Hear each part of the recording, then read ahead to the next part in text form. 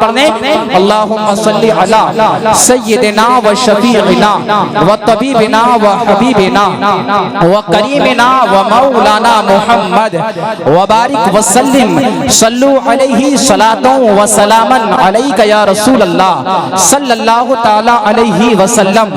अजीजान गिरामी, अल्लाह ताला ने कुरान मजीद फुरकान हमीद में वाज़ेह तौर पर इरशाद फरमा दिया, या अय्युहल्लज़ीना आमनुत्तकुल्लाह, ऐ ईमान वालो अल्लाह से डरो। अब कुरान की आयत पे जब हम गौर करते हैं, अल्लाह ने अपना तकवा इख्तियार करने का जो हुक्म दिया है वो मोमिनों को दिया है, ईमान वालों को दिया है। अजीजान गिरामी, आज लोग अल्लाह का नाम लेने वाले मिल जाएंगे, नबी का नाम लेने वाले मिल जाएंगे, लेकिन कुछ लोग वो भी हैं जो वलियों के मुखालिफ हैं, कुछ लोग वो भी हैं जो वलियों की करामतों का इनकार करते हैं, कुछ लोग वो भी हैं जो वलियों की फजीलतों का इनकार करते हैं, उनके इज्जत व एहतराम का इनकार करते हैं। हालांकि अजीजान गिरामी, खुद बुखारी शरीफ की हदीस पाक है, अल्लाह पाक इरशाद फरमाता है, जिसने मेरी किसी वली से दुश्मनी की उसने मेरे खिलाफ ऐलान जंग किया। गोया के किसी वली से दुश्मनी करना ये खुद खुदा के खिलाफ ऐलान जंग करना है।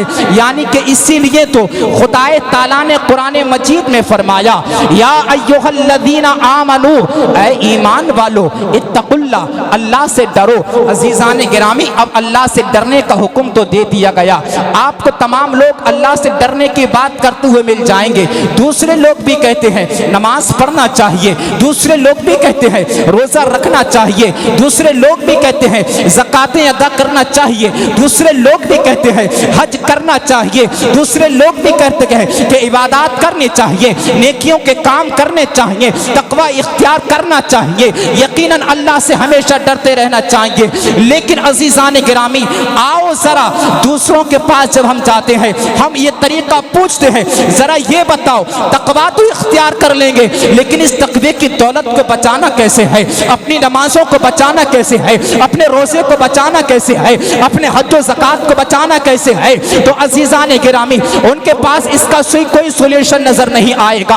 हमने कहा आजा किसी अहले सुन्नत के आलिम के पास, तो उसको जवाब मिल जाएगा। कुरान में अल्लाह ने इरशाद फरमा दिया, या अय्युहल्लज़ीना आमनुत्तकुल्लाह, ऐ ईमान वालो अल्लाह से डरो। अब इस तकवे की दौलत को, इस खौफ की दौलत को अगर बचा के रखना चाहते हो तो खुदाए जल्ला मजदहू ने कुरान मजीद में वाज़े तौर पर इरशाद फरमा दिया, वकूनु मास सादिकीन, सच्चों के साथ हो जाओ। जब तुम सच्चों के साथ हो जाओगे तो तुम्हारी नमाजें महफूज हो जाएगी, तुम्हारा रोजा भी महफूज हो जाएगा, तुम्हारे हज व ज़कात भी महफूज हो जाएंगे। अब कौन सच्चे हैं? गौसे आजम ही तो सच्चे हैं, ख्वाजा अजमेरी सच्चे हैं, निज़ामुद्दीन औलिया सच्चे हैं, अमीर खुसरू सच्चे हैं, वारिस देवा सच्चे हैं, मखदूम सिमना सच्चे हैं। ये वलियों की जमात है। हाँ हाँ, कल जब क़यामत का मैदान होगा, हम इन्हीं औलियाए किराम के साए तले जन्नत में चले जाएंगे, गौसे आजम के परचम तले हम जन्नत में चले जाएंगे, अपने तकवे की दौलत को बचाते हुए चले जाएंगे। सरकार आला हजरत फरमाते हैं, वाह क्या मर्तबा ए गौस है वाला तेरा, ऊंचे ऊंचों के सरों से है कदम आला तेरा, तुझसे दर दर से सग सग से है मुझको निस्बत, मेरी गर्दन में भी है दूर का डोरा तेरा। आइए अज़ीज़ान गिरामी, आओ जरा हुजूर सैयदना सरकार गौसे आज़म रज़ियल्लाहु ताला अन्हु की 11वीं शरीफ मनाने वालों, गौसे आज़म की शख्सियत कोई आम शख्सियत नहीं, जहाँ गौसे आज़म तसव्वुफ के मर्द कलंदर, बहुत बड़े सूफी, बहुत बड़े बुजुर्ग, बहुत बड़े कुतुब, वहीं पर अल्लाह ताला ने इल्म फजलो कमाल में भी आपको बेमिसलो मसाल बना के पैदा फरमाया।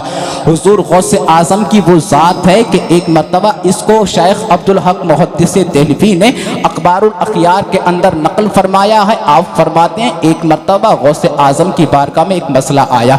मसला ये था कि एक शख्स ने यह कह दिया, अगर मैं ऐसी इबादत करूं कि जिसमें मेरा कोई शरीक ना हो, यानी मैं ऐसी इबादत ना करूं कि जिसमें मेरा कोई शरीक हो, तो तुझे तलाक है, यानी अपनी बीवी से उसने कह दिया कि मेरी बीवी को तलाक है, ऐसी सूरत में कि मैं ऐसी इबादत करूं कि पूरी दुनिया में उस इबादत में मेरा कोई भी शरीक ना हो, अगर ऐसी इबादत मुझसे ना हो सके तो मेरी बीवी को तलाक। अजीज़ान गिरामी, अब ये मसला बड़े बड़े उलमा की बारगाह में पहुंच गया, उलमाए अरब के पास भी पहुंचा, उलमाए अजम के पास भी पहुंचा कि ऐसी कौन सी इबादत होनी चाहिए कि जिसके साथ कोई दूसरा शख्स शरीक ना हो। अजीज़ान गिरामी, लोगों ने गौर व फिक्र किया, उलमा ने गौर व फिक्र किया, लेकिन ज़बानें सबकी खामोश हो गई। सारे मुफ्तियों ने अपने कलम को तोड़ के रख दिया कि आखिर ऐसी कौन सी इबादत है कि जिस इबादत में कोई भी इसका शरीक ना हो। क्यों?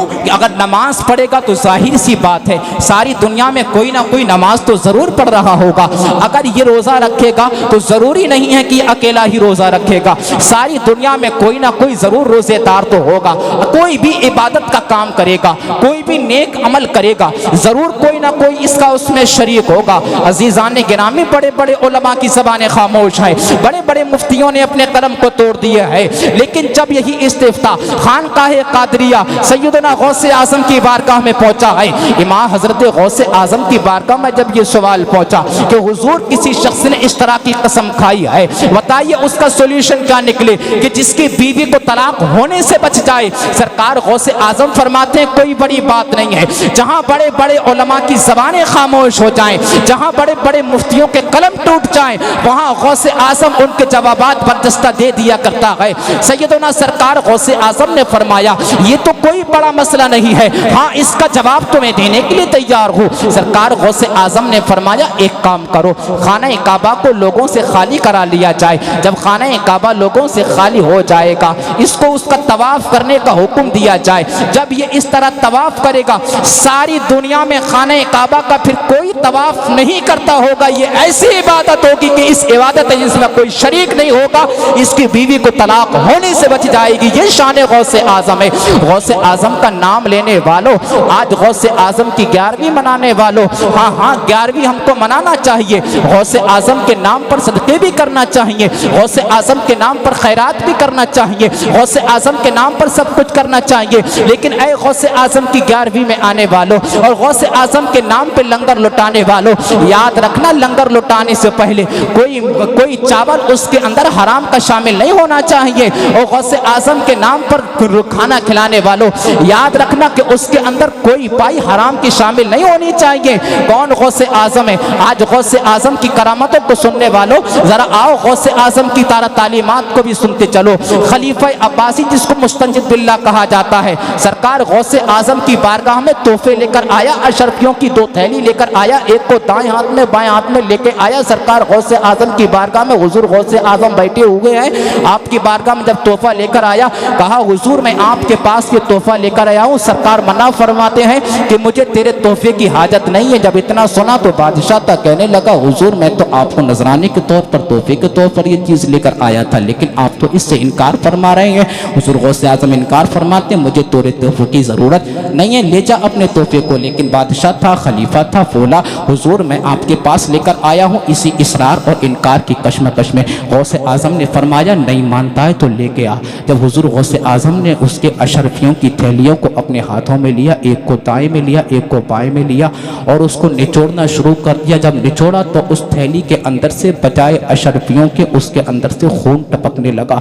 जब खून टपका है ना, उस बादशाह के पैरों तले ज़मीन खिसक जाती है, अक्ल हैरान हो जाती है। कहने लगा हुजूर मैं तो आपकी बारगाह में ये दौलत लेकर आया था, अशरफी लेकर आया था, लेकिन मैं तो एक अजीब माजरा देख रहा हूँ कि इनके अंदर से खून निकलने लगा है। सरकार गौसे आज़म जलाल में आए। जलाल में आने के बाद फरमाया जालिम तू मेरे पास गरीबों का खून चूस के तोहफे के तौर पर लेकर आया है, जा जा गौसे आज़म अब्दुल कादिर को ऐसे तोहफों की हाजत नहीं है, जा ले जा अपने तोहफे को। अजीज़ान गिरामी अब मैं आपसे कहना चाहता हूँ गौसे आज़म के नाम पे 11वीं तो करते हो, लेकिन 11वीं करने से पहले इतना ज़रूर याद रख लेना कोई हराम का चावल तो उसमें शामिल नहीं है। कहीं ऐसा तो नहीं है कि भाई की मेड़ काट के हमने धान उगाए और उसमें से चावल निकाले और गौसे आज़म की 11वीं करने लगे। कहीं ऐसा तो नहीं है कि भाई का माल मार लिया, उसका मकान दबा लिया, उसकी ज़मीन दबा ली बेचारे की, किसी गरीब पर जुल्म किया, उसका पैसा नहीं दिया, कहीं से रिश्वत का हासिल किया, कहीं से ब्याज का हासिल किया, कहीं से कोई सा हासिल किया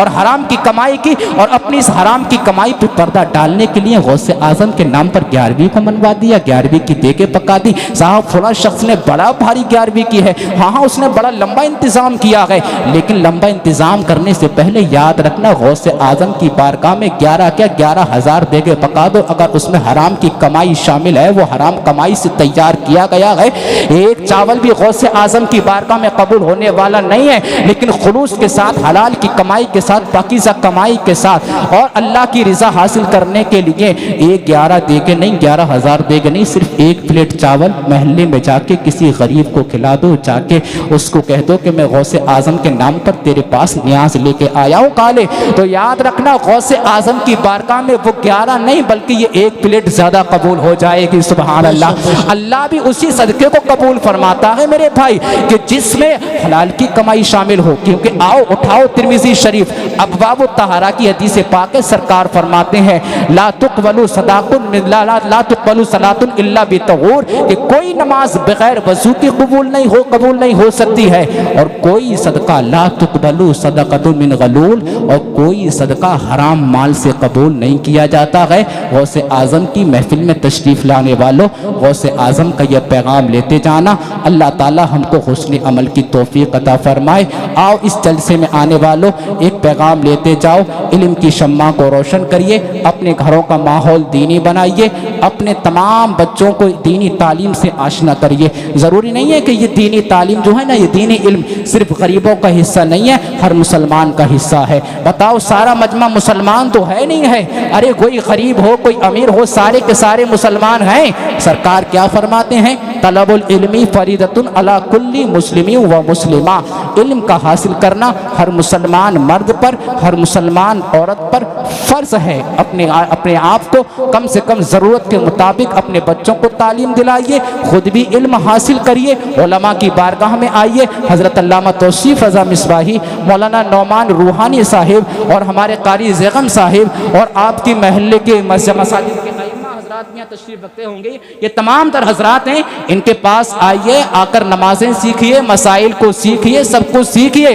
तभी तो अजीज़ान गिरामी हम कामयाब होंगे। कम से कम ज़रूरत के मुताबिक इल्म हासिल करना हर मुसलमान पर ज़रूरी है, जिससे अपना ईमान बचा सके। और मैं अर्ज़ करना चाहूँगा, मेरी माँ और बहनें भी यहाँ तशरीफ़ रखती हैं, आखिरी बात कह के बस मैं अपनी जगह लेता हूँ। मेरी माँ और बहनों याद रखना, गौसे आज़म कोई आम शख्सियत नहीं बल्कि वही गौसे आज़म है कि माँ की तरबियत का असर है। वो बचपन वाला वाकया आपने सुनाई होगा, सुभान अल्लाह, कि माँ की तरबियत का असर क्या था। एक माँ ने ही तो कहा था बेटा झूठ ना बोलना, और माँ की करामत ये होती है कि माँ के कहने पर बेटे ने सच बोला है, और सच बोलने का अंजाम ये हुआ है कि अल्लाह ने सारे डाकुओं को अल्लाह ने तौबा का रास्ता दिखा दिया है। सारे के सारों पर जब गौसे आजम की नजर पड़ी है तो उस गौसे आजम की नजर ने डाकू के सरदार को वली बना दिया है।